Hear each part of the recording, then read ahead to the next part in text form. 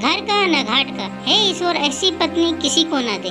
100 साल पहले की बात है। एक गांव में एक किसान रहता था। किसान बूढ़ा था और उसकी पत्नी सुंदर और जवान थी। किसान की पत्नी को हमेशा यह लगता था कि उसकी शादी बूढ़े आदमी से कर दी गई है। यह सोच सोच कर वह हमेशा दुखी रहती थी।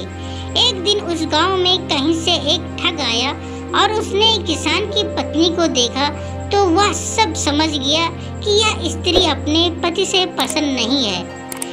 ठग किसान की पत्नी के पास आकर बोला, सुंदरी तुम बहुत सुंदर हो, मुझे तुमसे प्यार हो गया है और मैं तुम्हारे साथ अपना जीवन बिताना चाहता हूँ। क्या तुम मेरे साथ मेरे घर चलोगी?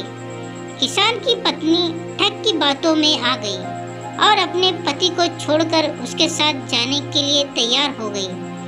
दोनों ने भागने के लिए समय तय कर लिया। ठग ने कहा, तुम्हारा पति तो बूढ़ा हो गया है, वह धन का क्या करेगा? तुम अपने साथ घर में रखा धन और जेवर भी रख लेना, वो भी भविष्य में हमारे बहुत काम आएंगे।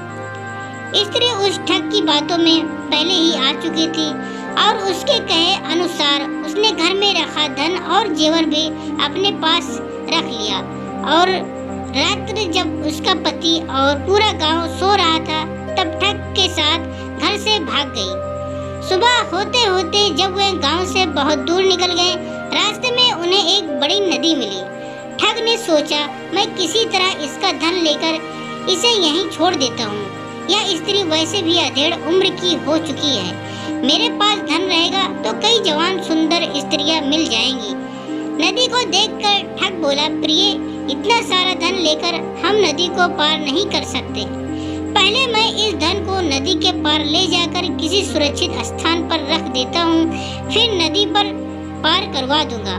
किसान की पत्नी पहले ही ठग की बातों में आ गई थी। इस बार भी उसने बिना सोचे समझे ठग को धन की गठरी दे दी और वहीं बैठकर उसके आने का इंतजार करने लगी। बहुत अधिक समय बीत गया परंतु ठग नहीं लौटा। अब किसान की पत्नी को सारा माजरा समझ में आ गया और अपना सब कुछ लुट जाने के दुख से नदी के किनारे बैठकर रोने लगी।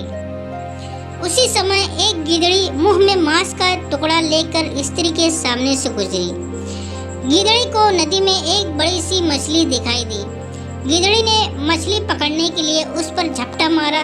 मछली उछलकर दूर चली गई और गिदड़ी के मुंह में रखा मांस का टुकड़ा नदी में गिर गया और तेज धार में बह गया। यह देखकर किसान की पत्नी गिदड़ी से बोली, अरे तू तो अपनी मूर्खता के कारण मांस के टुकड़े और मछली दोनों से हाथ धो बैठी। किसान की पत्नी की बात सुनकर गिदड़ी ने जवाब दिया, अरे मूर्ख, तू तो मुझसे भी ज्यादा बेवकूफ है, जो अपने प्रेमी के लिए अपने पति को छोड़कर आ गई और वो तेरी धन दौलत लेकर तुझे छोड़कर चला गया। तू तो घर की रही न घाट की।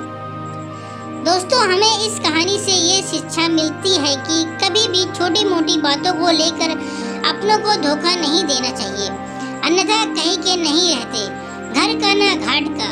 दोस्तों, हम आशा करते हैं कि आपको घर की न घाट की कहानी सुनकर जरूर अच्छी लगी होगी। कृपया करके इस कहानी को आप अपने दोस्तों और परिवार वालों के साथ शेयर जरूर करें। अगर आपको ये कहानी अच्छी लगी हो तो हमारे चैनल को लाइक और सब्सक्राइब जरूर करें और बेल नोटिफिकेशन को ऑन कर दीजिए ताकि अगली कहानी की वीडियो आप तक तुरंत पहुँचे। पूरी कहानी सुनने के लिए आप सबका बहुत बहुत धन्यवाद।